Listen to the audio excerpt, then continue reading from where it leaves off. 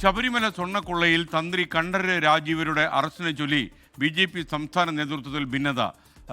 തന്ത്രിയോട് ഒരു വിഭാഗം മൃദു സമീപനം സ്വീകരിക്കുന്നതിനെതിരെ ബി.ജെ.പി. സംസ്ഥാന vice president doctor KS. Radhakrishnan രംഗത്ത് വന്നു. സ്വർണ്ണക്കൊള്ളയ്ക്ക് വഴി ഒരുങ്ങിയ വ്യാജരേഖയുണ്ടാക്കിയതിൽ ഒന്നാം പേരുകാരനാണ് തന്ത്രി കണ്ഠരര് രാജീവരെന്ന് ഡോക്ടർ കെ.എസ്. രാധാകൃഷ്ണൻ 24-നോട് പറഞ്ഞു. ഞങ്ങൾക്ക് SIT-യിൽ വിശ്വാസമില്ലാന്ന് ഞങ്ങൾ ആദ്യം മുതൽ പറഞ്ഞല്ലേ. ഇതിപ്പോൾ പെട്ടെന്നല്ലല്ലോ. അതുകൊണ്ടല്ലേ ഞങ്ങൾ ആവശ്യപ്പെടുന്നത് CBI ഒരു സെൻട്രൽ ഏജൻസി ഇൻവെസ്റ്റിഗേറ്റ് ചെയ്യണമെന്ന്. അതിന്റെ ഒരു തെളിവല്ലേ ഇത്.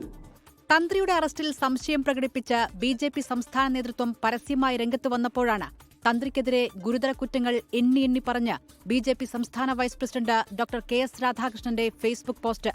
ദേവനെയും ഭക്തരെയും ഒരുപോലെ വഞ്ചിച്ച തന്ത്രിക്ക് ആ സ്ഥാനത്ത് തുടരാൻ യോഗ്യതയില്ലെന്നും തന്ത്രി നിഷ്കളങ്കനല്ല, മറിച്ച് വ്യാജരേഖ ചമച്ച പ്രതിയാണെന്നും ഡോക്ടർ കെ.എസ്. രാധാകൃഷ്ണൻ തുറന്നടിച്ചു.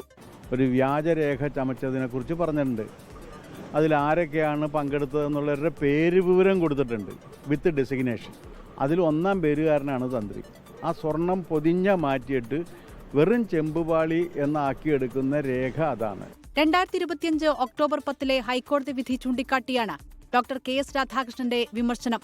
2019 മെയ് 18 സ്വർണം പൊതിഞ്ഞ ചെമ്പുപാളികളെ വെറും ചെമ്പുപാളികൾ എന്ന് രേഖപ്പെടുത്തി വ്യാജ മഹസർ ചമച്ചതിൽ ഒന്നാം പേരുകാരനാണ് തന്ത്രിയെന്ന് കെ.എസ്. രാധാകൃഷ്ണൻ ആരോപിക്കുന്നു.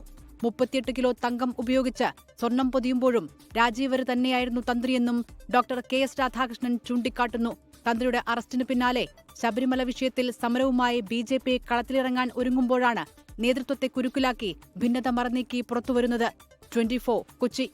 ലോകത്തെവിടെയായാലും ഏത് സമയത്തും 24 വാർത്തകളും ഓഗ്മെന്റഡ് റിയാലിറ്റി പാക്കേജുകളും എക്സ്പ്ലെയിനറുകളും വിശദമായി കാണാൻ ഞങ്ങളുടെ യൂട്യൂബ് ചാനൽ നിങ്ങൾക്ക് സബ്സ്ക്രൈബ് ചെയ്യാം.